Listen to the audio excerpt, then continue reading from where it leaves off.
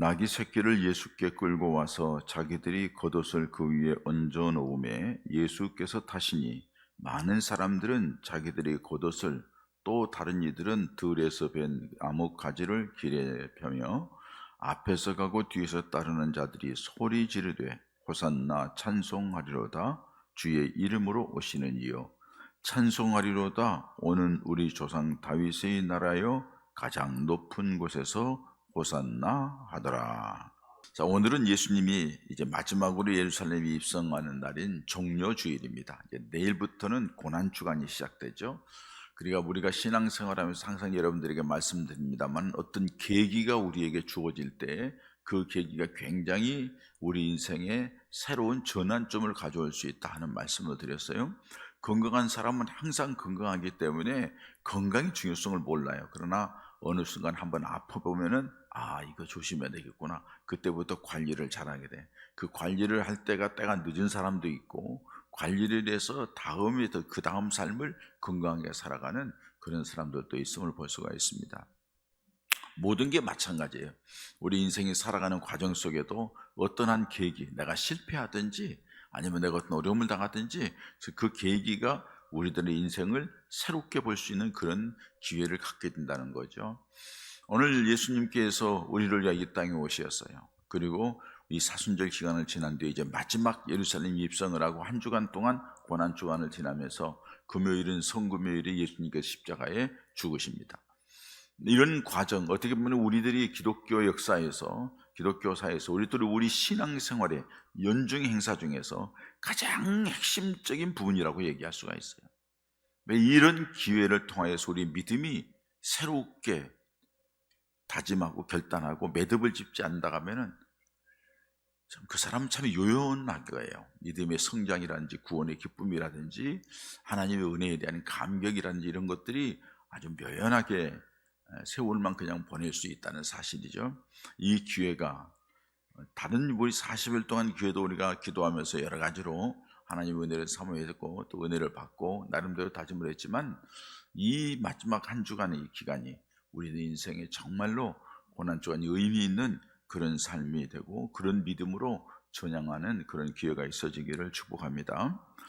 예수님이 마지막으로 예루살렘에 입성하실 때의 상황을 오늘 보면 말씀하고 있는데요, 참 마지막으로 예수님이 입성할 때 이때의 상황을 보세요. 단편적으로 말씀하고 있지만은 어떤 사람은 예수님에게 나귀를 드리죠. 그리고 그 나귀를 끌고 와서 제자들이 자기의 겉옷을 벗어서 나귀의 안장을 지우죠. 그리고 제자들이 자기 겉옷을 벗어서 앞에다가 딱 깔기도 하죠. 예수님이 타고 들어가시는데 사람들이 종려나무 가지를 나오게 쫙 꺾어가지고 그 앞에 쫙 깔기도 하고 흔들기도 해요. 그리고 많은 모였던 사람들이 호산나 다윗의 자손이요 호산나 찬송하리다 하면서 막 찬양을 올리는 거예요. 자, 이 자리는 어떻게 보면 축제의 자리예요. 이 자리는 아주 즐겁고요, 정말로 왕의 행차처럼 시끄럽고 온 예루살렘이 소동할 정도로, 그 정도로 아주 굉장한 잔치석과 같은 왕의 행렬 가운데서 아주 그냥 축하하면서 기뻐하는 그런 모습이 그려질 수 있고, 또 그런 모습을, 분위기를 볼 수가 있어요. 그런데 사실 예수님이 마지막 예루살렘을 입성하는 이 길은 결코 그렇게 환영하고 기뻐하면서 막 즐겁게 노래하면서 맞을 그런 상황은 아니라는 사실입니다. 이 사람들이 아직 그 상황을 잘 모르고 있다는 사실이죠. 예수님이 예루살렘에 올라가기 바로 전에 예수님은 제자들에게 이렇게 말씀하셔요. 마가복음 10장 33절 34절 말씀 보면은, 보라 우리가 예루살렘에 올라가노니 인자가 대제사장들과 서기관들에게 넘겨지매 그들이 죽이기로 결의하고 이방인들에게 넘겨주겠고 그들은 능욕하며 침뱉으며 채찍질하고 죽일 것이나 그는 3일 만에 살아나리라. 예수님께서 제자들에게 여기 가면은 내가 이런 고통이 있을 것이다 이미 그들에게 말씀을 했어요. 그리고 예수님은 예루살렘에 입성하는 것이 결코 기쁘고 즐겁고 환영받는 일이 아니라는 것을 제자들에게 이미 얘기했어요. 이렇게 얘기할 때는 예수님의 마음속이 얼마나 무겁고 심각한 그 고통이 있다는 것을 우리가 알 수가 있는 거죠. 그럼에도 불구하고 예수님이 예루살렘을 향하여 들어갑니다. 예수님이 예루살렘에 이렇게 들어가야 될 이유가 뭐죠? 오늘 말씀 속에 있습니다만 우리 몇 가지 생각, 우리 잘 아는 내용입니다만 다시 한번 믿음의 허리띠를 동여매자는 거예요. 예수님은 한 가지 이유 때문이에요. 그것이 뭐냐? 하나님께서 맡겨주신 사명 때문이죠.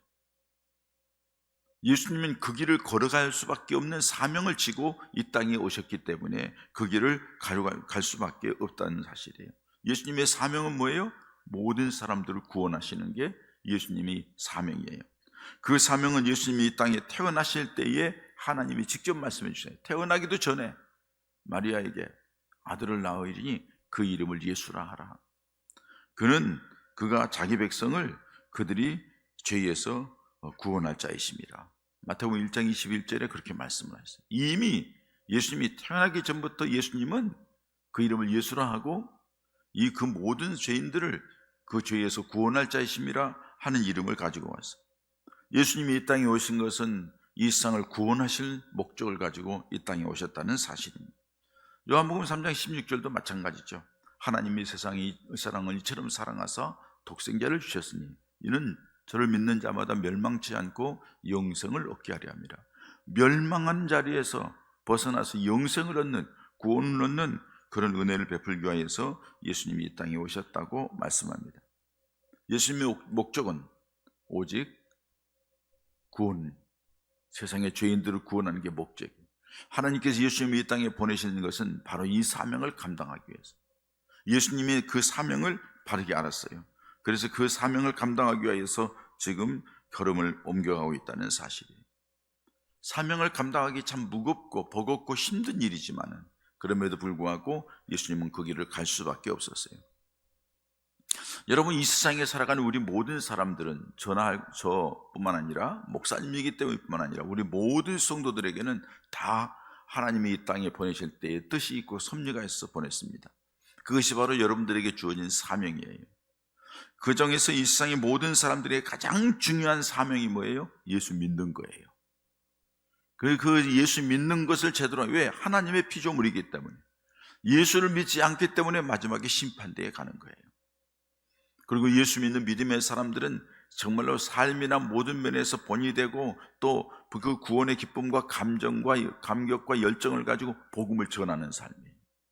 복음을 전하지 않고 내 옆에 있는 사람이 네가 복음을 전하지 않아서 지옥 간다 하면 그 생명에 대한 책임을, 그 값을 우리에게 묻겠다고 말씀하셔요. 에스겔서에. 그러니까 그만큼 우리들이 이 복음을 전하는데 열심히, 이거 우리에게 맡겨진 사명이에요. 그리고 우리가 이 교회 안에서 막 여러 가지 사명을 맡아서 감당하면서 그 일을 통하여서 교회가 든든해지고 또 그 교회가 하나님을 기쁘게 하는 교회로 세워져 가는 것, 이것이 바로 우리에게 맡겨진 사명이에요. 그걸 위해서 우리는 기도하고 그걸 위해서 우리는 하나님 앞에 이렇게 성경 말씀을 연구하면서 믿음으로 무장하는 거예요. 그걸 잘못했을 때는요, 그 사명을 잘못 감당했을 때는 하나님 앞에 책망을 받는 거죠. 때로는 잘했다고 칭찬받기도 하고 잘못하면 책망받고 심판을 받아서 천국에서 쫓겨나기도 하고 그런 것을 볼 수가 있습니다. 그렇기 때문에 여러분, 하나님이 나에게 주신 사명이 무엇인가 한번 생각해 보는 기회가 돼야 되고요, 그것을 내가 지금 어떻게 감당하고 있는가 살펴봐야 돼요. 힘들고 어려웠고 그 길을 가면은 빤해. 여기 가면은 내가 이런 어려움이 있고 저런 어려움이 있고, 내가 여기 가면 저 사람들이 돕지도 않고 나 혼자 덤태기 쓰고 독박 쓸 것 같으니까 나 힘들고 어렵고, 다 계산해가지고 이렇게 하는 거예요. 예수님은요, 하나님이 맡겨진 사명에 대해서 이미 앞에서 내가 가면은 이런 수모를 당하고 이렇게 죽게 될 것이라 알면서도 그 길을 가는 거예요. 왜요? 하나님이 맡겨진 사명이기 때문에 그러는 거예요. 저에게도 마찬가지고 우리 모두도 하나님께서 우리에게 맡겨진 사명을 감당하는 사람이 예수님의 모습을 보면서 우리를 또 그런 모습으로 살아가야 될 줄 믿습니다. 우리 예수님께서 그 길을 걸어가신 모습을 보면서 한번 우리 자신을 돌아보자는.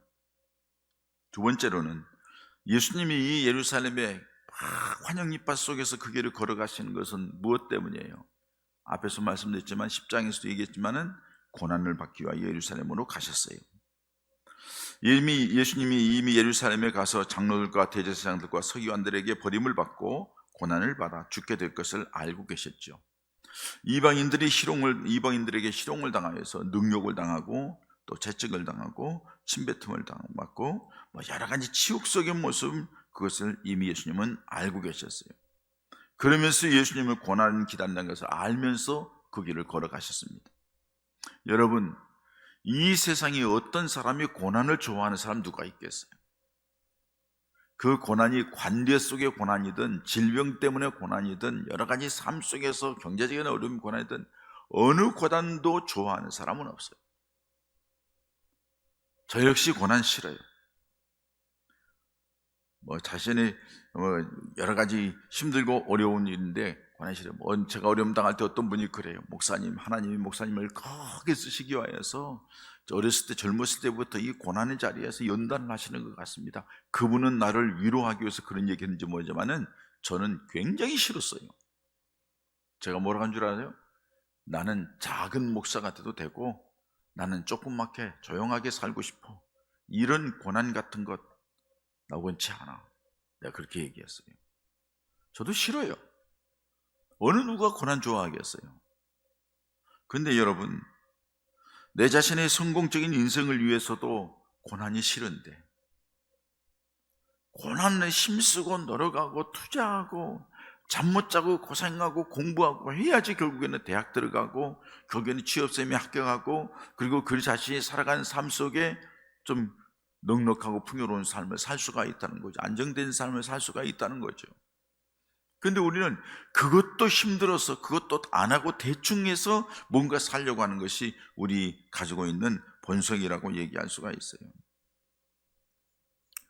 그렇기 때문에 다른 사람을 위해서 자기 자신을 위하여서 너를 위해서 그거 하는 거야, 네가 그렇게 되기 위해서 고생하는 거야 하고 얘기를 하는데도 그거 싫은데 부담스럽고 그 일은 안 하고 싶은데 다른 사람을 위해서 희생하고 다른 사람을 위해서 고통을 당한다는 건 참 쉽지 않은 일이라는 거예요. 그런데 예수님께서는 고통 가운데 있는 사람들에게 이 고통에서 벗어나기 위하여서 저들을 그 고난에서 건져내기 위하여서 예수님이 스스로 고난의 길을 지금 걸어가시는 거예요. 겉으로는 화려해 보이고 겉으로는 막 굉장히 보이지만은 예수님의 마음속에는 그게 그려지는 거예요. 함께 있던 제자들에게 이 얘기를 했고 많은 주변의 사람들이 있지만 제자들은 예수님이 한 얘기를 까맣게 잊어버리고 다 관심이 없어요. 예수님만은 마음속에 그걸 생각하면서 마음이 착착하죠. 무겁죠. 그 고난의 길을 걸어가시는 거예요. 그 고난의 길은 이사야 53장 4절 5절에 있는 말씀대로 그렇습니다. 그는 실로 우리의 질고를 지고 우리의 슬픔을 당하였거늘 우리는 생각하기를 그는 징벌을 받아 하나님께 빠지며 고난을 당한다 하느니라. 그가 찔림은 우리의 허물 때문이요 그가 상함은 우리의 죄 때문이요 그가 징계를 받음으로 우리가 평화를 누리고 그가 채찍에 맞음으로 우리는 나음을 받았도다. 이렇게 말씀해요. 예수님이 오실 것에 대한 메시아에 대한 예언입니다. 예수님이 오셔서 고난당하실 것을 예언한 말씀이 700년 전 이사야 선지자를 통하여 말씀하신 이 말씀이에요. 여러분 그 말씀을 한번 자세히 보시기 바랍니다. 그는 우리의 질고를 짊어지고 우리의 슬픔을 당하였다 이렇게 말씀해요. 그는 징벌을 받는다고 말씀해요. 고난을 당한다고 말씀해요. 그가 찔림은, 그가 상함은, 그가 징계를 받으면, 그가 채찍에 맞으면 다 하나부터 열까지 뭐죠? 다 고통이에요. 고난이에요. 힘든 일이에요. 어려운 일이에요. 그것이 앞에 전개되어 있어요. 기다리고 있어요. 근데 그 길을 걸어간다? 쉽지 않은 일이에요. 그럼에도 불구하고 주님은 그 길을 걸어가셨습니다. 하나님이 맡겨진 사명이기도 하고 무죄인들을 사랑하여서 저와 여러분들을 사랑하여서 여러분들과 저의 고통을 대신 짊어지기 위하여서 그 길을 주님은 뚜벅뚜벅 걸어가시는 것이 이 종료주일이라는 겁니다. 겉은 화려해 보이지만은 사실은 예수님 그 고난만 있는 것이 아니라 또한 죽임을 당하기 위해서 예루살렘에 들어가셨습니다. 죽기 위해 들어갔다는 사실이에요. 여러분, 사람마다 살기 위해서 삽니다. 살기 위해서 어떤 목적을 가지고 이리 뛰고 저리 뛰고 이 방법 저 방법 쓰면서 내가 살기 위해서 살아가는 것 우리 다 압니다. 지난 한 주간 동안 우리 모두는 살려고 몸부림치면서 살아오다가 여기까지 온 줄 믿습니다. 살기 위하여서 발버둥 치고 살기 위하여서 몸부림치면서 살아갑니다. 전쟁터에 나아가는 군인이 아니고서는 일부러 죽음인 줄 알면서 가는 사람은 없습니다. 전쟁터에 나아가면은 죽을지도 모른다. 그럼에도 불구하고 우리에게 명령이니까, 우리의 사명이니까는 간다. 군인들은 어쩔 수 없이 가는 거예요. 그렇지만 그 외의 사람은, 일부러 죽으러 가는 사람은 없어요. 일부러 죽는 사람, 그 사람은 어리석은 사람이죠. 세상 사람들은 자신을 위해 살리기 위해서 남을 죽이기까지 합니다. 자기가 살려고 남을 죽이잖아요. 그런 일이 얼마나 비일비재하가 있습니까? 남을 위해 희생하는 사람들이 요새는 별종으로 느껴질 정도예요. 남을 위해 희생하고 헌신한다? 이런 사람은 희한한 사람이에요. 얼마나 여러분, 일본 사회가 이기적이고 개인적이고 다른 사람한테 무관심했으면은, 우리나라 한 청년이, 대학생이 가서 공부하다가 전철에 떨어지는 사람 그 구원해내고 그 사람 건져내고 자기 주었는데 그 사람을 지금까지도 추모하잖아요. 왜? 그 사람들은 생각할 수 없는 일이라고 얘기를 해요. 그만큼 여러분, 다른 사람에 대하여서 뭘 희생을 한다 이렇게 한다는 것은 결코 쉽지 않은 일이라는 사실입니다. 그렇습니다. 하물며 죄인들을 위하여 대신 죽는 일, 죄인, 잘못된 사람, 저 사람 죽어야 마땅할 사람, 그런 사람을 위하여서 자기 자신의 생명을 내놓는다? 이거는 정말로 쉽지 않은 일이죠. 그런데 예수님께서는 그 고난을 자처하고 그 길을 가시는 거예요. 그게 로마서 5장 7절 8절에 나와 있습니다. 의인을 위하여 죽는 자가 쉽지 않고 선인을 위하여 용감히 죽는 자가 혹 있거니와. 선인을 위해서예요. 의인을 위해서는 없고, 그것도요, 선인을 위해서는 있지만은, 그러나 우리가 아직 죄인 되었을 때에 그리스도께서 우리를 위하여 죽으심으로 하나님께서 우리에 대한 자기의 사랑을 확증하셨느니라. 이렇게 말씀해요. 죄인인 우리를 위하여서 예수님이 대신 죽기 위하여서 그 걸음을 걸어가셨다, 이렇게 말씀합니다. 예수님은 죄인된 모든 사람을 살리기 위하여 자기를 죽이려는 사람들이 기다리고 있는 것을 알면서도 예루살렘으로 걸어가셨습니다. 그 죽음이 그냥 단순한 죽음이 아니에요. 단두대에서 떨어져서 목이 잘려서 죽는 한순간의 그런 죽음이었다 하면은 그것도 굉장한 건데, 그런데 예수님께서는 당시에 가장 비참하고 처참한 십자가의 저주스러운 죽음을 알면서도 그 길을 걸어가고 있는 것입니다. 예수님이 예루살렘에 죽으러 가신 것은 이 세상의 모든 사람들이 죄 가운데서 죽을 수밖에 없기에 예수님이 대신 죽으시기 위하여 예루살렘으로 올라가셨습니다. 그것은 하나님이 예수님을 보내신 뜻이고, 예수님께서 맡겨진 사명이고, 또 이 세상의 죄인들을 구원하시는 길이 그 길밖에 없기 때문이고, 그것은 하나님의 사랑이라고 말씀하고 있습니다. 여러분, 그렇습니다. 그렇게 화려하게 환영이파 입사해서 가고 있지만은 예수님의 눈에는, 예수님의 마음속에는 저 앞에 죽음, 고난이, 죽음이 기다리고 있는 거예요. 비참하게 채찍질 맞고 옷을 벗기고 찢기고 수없이 모략당하고 멸시당하고 마지막에는 십자가에서 못 박히고 비참하게 죽어가는 그 모습을 상상하면서 그 길을 걸어가 있습니다. 누구 때문입니까? 바로 저와 여러분 때문인 줄 믿습니다. 나 때문입니다. 주님은 그 길을 걸어가 있습니다. 얼마나 비참하고 얼마나 힘든 과정이었을까요? 자, 예수님이 죽으러 갈 뿐만 아니라 단순히 우리를 위해 고난당하실 뿐만 아니라 예수님은 생명을 살리기 위하여 예루살렘으로 가셨다는 겁니다.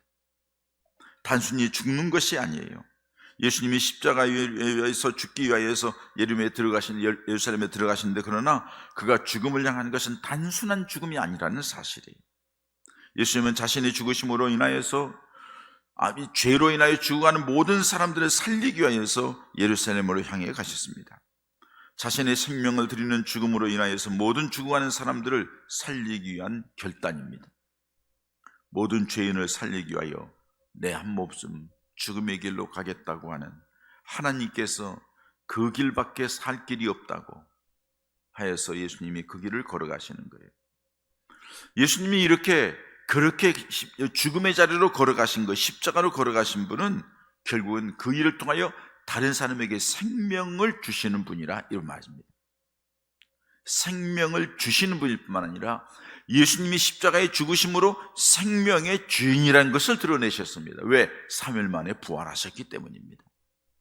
그리고 그 예수님을 믿는 자들에게는 그와 같이 생명을 얻고 부활할 것이라고 약속하셨기 때문입니다. 예수님이 고난당하시다가 죽임을 당할 것을 알면서도 예루살렘에 가셨고, 죽임을 당하는 것을 끝으로 끝난 것이 아니라 3일 만에 다시 살아나셨고 하면서 예수님은 친히 생명의 주인이심을 말씀해 주셨고, 그 사실을 이미 예수님이 요한복음 11장에 나오는 나사로의 죽음 가운데 다시 살려내는 모습, 아니 야이로의 딸을 살려내는 모습, 죽은 자들을 살려내는 그런 모습, 과부의 아들이 장례 치르고 나아가는 과정 속에서 예수님이 멈추게 하고 살려내는 모습, 예수님이 이미 생명의 주인이라는 것을 수없이 여러분 그 이스라엘 백성들에게, 주변 사람들에게 알려주었습니다. 그리고 나를 믿는 자가 살 거라고 말씀해 주셨습니다. 그러나 예수님을 맞아들이는, 예루살렘에 오는 예수님을 맞아들이는 사람들은 그런 건 알할 것 하지 않습니다. 혹시 여러분, 우리들이 믿음 생활이 주님의 그런 모습을 생각하지 않고 그저 단순히 우리들의 영광, 예수 믿어서 내가 기쁨을 누리고 복을 받고 예수님 때문에 영광스럽고 자랑스럽고 교회에서 내가 한 위치하니까 뭐 어쩌고 그런 자리만 눈독 들이고 있지 않습니까? 예수님의 제자들의 모습입니다. 그러나 예수님께서는 그 길을 향하여 뚜벅뚜벅 걸어가셨다는 사실이에요. 예수님이 이 십자가에 죽으셨다가 3일 만에 부활하심으로 예수님께 생명이 있구나, 예수님 안에는 생명이 있구나, 예수님을 믿으면 생명을 갖게 되는구나 하는 것을 증명하신 사실이라는 거예요. 고로 여러분들, 예수를 우리가 믿는다 하면 그 예수님의 생명이 우리 안에 있는 줄 믿습니다. 그리고 우리가 예수님의 생명을 가진 우리 안에서도 예수님이 이 땅에 오실 때 부활하여 영광스러운 하나님 나라에 들어갈 줄 믿습니다. 우리는 그 믿음 가지고 살아가는 거죠. 그런데 여러분, 예수님이 이 고난의 길을 걸어가는데 좀 주변에서 응원하는 사람이 있으면 좀 낫지 않았을까요? 주변에서 이해해주고 함께해주고 힘을 더해주고, 우리 예수님이 얼마나 힘들까, 우리 예수님이 이 위기 속에서 얼마나 외로울까. 맞아, 예수님이 그때 그 말씀을 하셨는데, 베드로 한 사람이라도, 예수님이 가까이 항상 함께했던 요한과 야고보 그 형제 그들이라도 예수님이 이렇게 걸어가신 하면서 예수님이 하시는 일마다, 걸어가는 것마다 항상 의미가 있었는데, 우리 예수님께서 지금 이 예루살렘에 걸어가는 것은 무엇 때문일까? 그때 말씀하셨지, 그럼 예수님께서 이렇게 환영인파 속에서도 마음속은 그렇지 않으겠네 하면서 예수님 앞에 그 고난의 마음을 이해하고 받아주고 조금 가까이 하면서 위로하면서 했으면 얼마나 좋았을까요? 그런데 불행하게도 예수님이 예루살렘에 고난의 길, 죽음의 길로 걸어가는 그 모든 과정을 아무도 모르는 혼자만의 외로운 길이었다는 겁니다. 어떻게 보면 이게 더 비참하고 이게 더 서럽고 이게 더 힘들지도 모르겠습니다.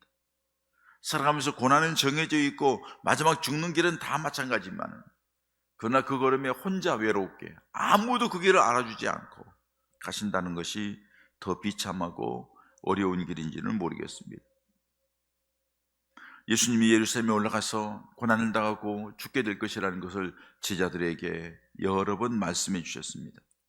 그러나 제자들에게 그렇게 이 말씀이 심각하게 들려지지를 않았습니다. 무엇 때문에 그럴까요? 무엇 때문에 예수님의 그 모습이, 그 예수님은 진지하게 아주 이게 심도 있게 이 얘기를 하고 정말로 고난 가운데 염려 속에서 이 얘기를 하는데, 왜 제자들은 예수님의 그런 말에 대해서 그렇게 마음속에 와닿지 않고 그렇게 크게 관심을 갖지 않았을까요? 그게 마가복음 10장 33절 이하에 쭉 나와 있습니다. 예수님이 예루살렘에 들어가서 받을 고난과 멸시와 죽음에 대해서 심각하게 말씀하시는데, 제자들은 지나가면서 그의 말씀을 들은 뒤에 곧바로 예수님에게 묻습니다. 주님의 나라에 들어갈 때 누가 큰 자입니까? 주님의 나라에 들어갈 때 나를 인정해 주십시오. 서로 누가 큰 자냐고 물어봐요. 그리고 다른 성경 보면은 다 어머니가, 요한 야고보 어머니가 와서 예수님 그 나라에 임하실 때에 우리 아이들이 예수님의 오른편에 앉게 해달라고. 그러니까 주변에 있는 전 사람도 시기 내가지고서는 뭐야, 우리는 뭐 안 했어? 우리는 뭔데? 하면서 서로 얘기하는, 전부 다 뭐예요? 자기 욕망. 자기가 예수님을 따르면서 뭔가 한가득하고 누리려고 하는 그 육신적인 것으로 가득 차 있었기 때문에 예수님의 고난 같은 거는 안중에도 없어요. 그렇기 때문에 예수님은 외롭고 힘든 걸음을 걸어가셨다는 사실이에요. 3년 동안이나 사랑하는 제자들과 함께 하면서 3번씩이나 예수님께서 제자들에게 예수님의 고난에 대해서 말씀을 하셨습니다. 예언을 하셨습니다. 그러나 그들은 주님의 마음과 그의 심각한 고통, 그의 걸음을 이해하지 못했습니다. 그들이 이해하지 못했다는 것을 또 보여주는 것이 이제 고난주간에 들어갈 그 목요일날 주님의 겟세마네 동산에서 기도한 그때이죠. 예수님께서 이제 마지막 그 십자가를 앞에 놓고 너무 고통스러워서 제자들을 데리고 감람산에 올라가고 그 중에서도 가장 가까운 베드로, 요한, 야고보를 데리고 가서 돌 던진 만큼 떨어뜨려 놓고, 야, 내가 지금 이것 때문에 지난주에 말씀드렸죠, 고민하고 축회되었으니 나를 위해서 기도 좀 해달라, 함께 기도 좀 하자 하고서 기도하면서, 예수님은 얼마나 심각한 이 땀방울이 핏방울이 되도록 그렇게 기도하고 있는데 제자들은요 자는 거예요. 졸고 자고 있는 거예요. 와서 또 얘기를 해도 내가 고민하여 죽겠는데 너희들 같이 기도할 수 없겠느냐? 관심을 또 자는 거예요. 조는 거예요. 왜요? 그만큼 심각하게 느끼지 않았어요. 여러분, 우리가 무슨 일이 있을 때, 교회에 무슨 일이 있을 때 그 일 가지고서는 우리가 신경 쓰면서 고민하면서 밤잠을 모르는 이런 분도 있지만은, 어떤 분들은 아무 관심이 없어요. 교회가 어떻게 되든 그 목사님이 알아서 하겠고, 알아서 하겠지, 어떻게 되겠지, 이 교회 없어지면 다른 데 가면 되지, 관심이 아무것도 없어. 정말로 주님께서 원하시는 그것을 일을 하는데, 이걸 해야 되겠습니다, 순교하는데 모든 일을 할 때 이렇게 해야 되겠습니다 하는데 아무런 관심이 없는 사람들이 얼마나 많은지 몰라요. 주님이 얼마나 마음속에 사랑하는 제자들을 그렇게 아끼고 있었는데, 그들을 주님의 제자 만들고 주님이 하는 일을 하기 위해서 그들이 이끌어가니 그들은 아무 관심도 갖지 않고 있다는 사실이에요. 예수님을 그렇게 환영했던 수많은 사람들, 그렇게 때로는 겉옷을 펴고 들고, 때로는 나뭇가지를 펴서 드리고, 때로는 그냥 호산나 다윗의 야수로 오시니 찬송하면서 막 열광을 하고 그렇게 했던 사람들, 막상 예수님께서 법정에 서가지고 신문을 받을 때에 이 사람들이 뭐라고 했나요? 범죄자, 살인자, 반역자 바라바는 놔주고 예수님은 십자가에 못 박으라고 소리친 사람이 이 사람들이에요. 사람들이 얼마나 간사한지, 어떤 때는 충성하는 것처럼 하고 어떤 때는 손바닥 뒤집듯이 돌아가는, 이게 우리들이 인생의 모습 아닐까요? 다 자기들의 생각이고 자기 욕심 때문에 그러는 거죠. 너무나도 안타까운 모습을 볼 수가 있어요. 여러분, 때로는 우리들이 하나님 앞에서 사명을 감당할 때에도 아무도 몰라주는 외로운 길을 걸어갈 때가 얼마나 많은지 모릅니다. 여러분도 그렇죠? 나는 주님을 사랑하고 나는 교회를 사랑하고 나는 주님의 은혜에 감사하신 내가 이 일을 감당하려고 하는데 아무도 나를 이해해 주지 못합니다. 아무도 도와주지 않습니다. 아무도 내 편을 서주지 않습니다. 그게 얼마나 힘들고 어려운 일인지. 믿음 생활할 때에도, 교회에서 어떤 일을 할 때에도, 제 자신이 목회할 때도 마찬가지입니다. 아무리 힘쓰고 애쓰고 노력하며 위해줘도 때가 되면은, 어느 순간 되면은 다 자기 생각대로 움직이죠. 일꾼을 세워가지고 공부하고 애써서 세워놨는데 그 당시에는 하고 제자 공부하면서 울고 웃으면서 그렇게 세워놨는데 때가 되면은 다 자기 생각대로, 자기 조견에 좋은 대로, 자기 욕심대로, 자기 감정대로, 자기 욕망대로 나아가죠. 어느 누구도 목회자의 마음을 몰라주죠. 아무도 성도 여러분들의 마음을 몰라줘요. 여러분들의 마음은 누가 또 알아주나요? 그래도 주님이 원하시는 길이고 주님께서 그렇게 해야 된다고 우리에게 요구하셨기 때문에 우리는 마땅히 그 길을 걸어갈 수밖에 없어요. 주님이 그랬던 것처럼 외롭고 힘든 길이고 아무도 몰라줘도 예수님 바라보고 걸어가는 것, 이게 우리들이 믿음 생활인 줄 믿습니다. 그러면 하나님께서 은혜를 베풀어 주세요. 저는 이 말씀을 생각하면서 아무도 모르고 주님도 홀로 외롭게 걸어가셨구나. 아마 여러분 아브라함이 그러지 않았을까요? 그 당시에는 시족사회예요. 부족사회예요. 본토 친척 아비집을 떠나라고 하나님이 말씀하실 때 아무를 의지할 데 없이 아브라함은 혈연다신 나오잖아요. 도와주는 사람 아무도 없어요. 주변에는 다 적군들이고 자기가 어떻게 무슨 일을 당할지 모르는 상황이라 긴장하고 갈 수밖에 없는 상황이에요. 아무도 몰라주는데 그 길을 걸어가는 거예요. 그게 바로 믿음의 사람의 모습 아니겠냐. 모세에게도 갑자기 하나님이 오셔서 너 이스라엘 백성들 구원하겠다. 하나님 보내실 만한 분을 잘 보내세요. 내가 어떻게, 하나님이 내가 너와 함께 하겠다겠지만 모세는 두렵고 떨림이에요. 과연 이걸 어떻게 감당하나? 어떻게 하나? 그러나 어떻게 가서 하나님의 말한 대로 했더니 되는 거예요. 하나님만 알아주는 거죠. 여러분들 기억하세요. 믿음 생활은 주님만 바라보는 겁니다. 믿음 생활을 통해서 누구의 도움을 받고 관계를 잘 맺고 뭐 어떻게 하고 그거 좋지요. 그러나 그게 중요한 게 아니에요. 그 관계보다도 더 중요한 것이 주님과의 관계입니다. 주님이 원하시면 가는 거예요. 주님이 안 돼 하면 서는 거예요. 우리들이 가져야 할 신앙의 자세예요.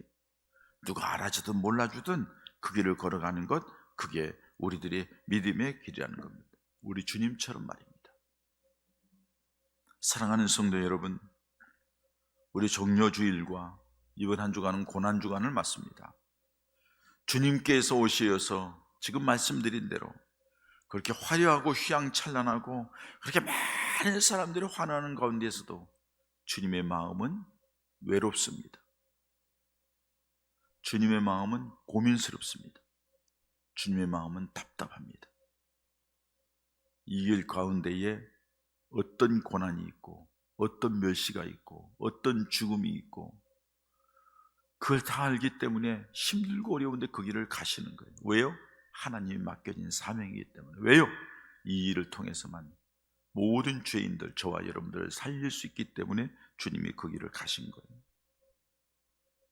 여러분, 그렇게 해서 주님이 고난당하신 이 고난주간을 맞으면서 우리가 주님 앞에 어떻게 해야 될까요? 우리 한번 돌아보자고.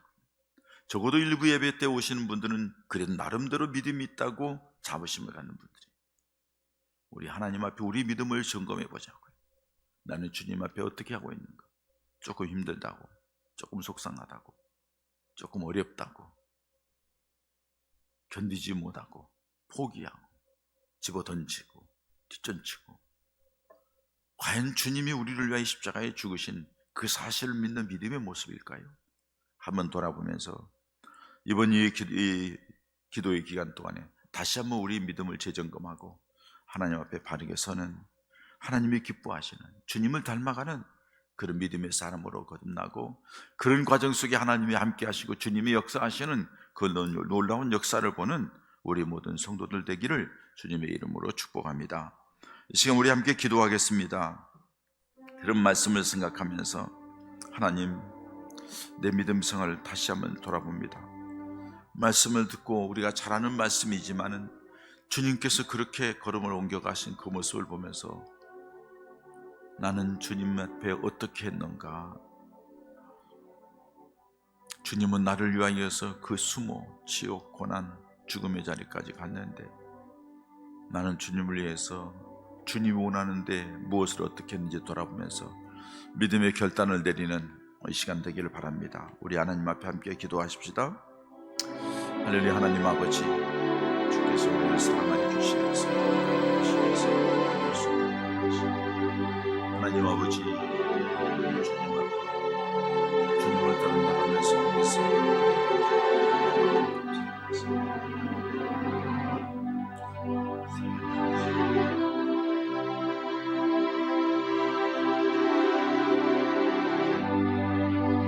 아버지 하나님, 우리들의 어리석음을 용서하시고 주시옵소서.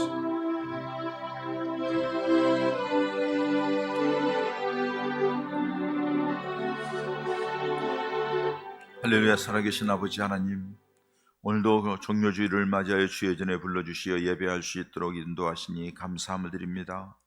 주님의 말씀을 들으면서 이 종료주일의 화려한 그 모습, 그 놀라운 그 모습, 온 예루살렘 성이 요동할 정도로 환영하는 그 예수님을 환영하는 그 인파들 가운데에 우리들의 모습은 없는지, 그러나 예수님께서는 멸시와 천대, 그 고난의 길, 그 죽음의 길, 그 길을 뚜벅뚜벅 하나님께서 맡겨진 사명 위에 걸어가서 모든 사람을 살리기 위해서는 이 길을 갈 수밖에 없어 걸어가시는 그 주님. 그 길은 나를 위한 걸음이었는데 나는 우리 주님 앞에 어떤 모습으로 나가고 있는지, 그 주님의 마음을 읽지도 못하고 그 주님의 그 뜻을 알지도 못하고 막연하게 지금 믿음 생활하고 있지 않는지 다시 한번 돌아보면서 이 종료주일에, 그리고 한 주간 고난주간에 우리의 믿음을 새롭게 하고 언제나 하나님의 사람으로 거듭나는 귀한 축복의 기간이 되기를 소망합니다. 오늘 말씀을 듣고 다시 우리 자신이 주님의 마음을 읽고 주님과 함께하는 믿음의 사람이 되어 주님이 원하시는 대로 삶을 살아서 우리 하나님이 우리와 함께 하시면서 역사하시는 놀라운 축복의 사람들 다 되게 하여 주시옵소서. 그렇게 살아갈 때 하나님께서는 우리의 삶 가운데 놀라운 은혜와 복을 주시면서 하나님을 믿는 사람들이 존경받고 칭찬받고 하나님이 함께하는 증거를 간증하는 믿음의 삶으로 세울 줄 믿습니다. 그런 은혜가 우리 모두에게 있게 하여 주시옵소서. 예수님의 이름으로 기도하옵나이다. 아멘.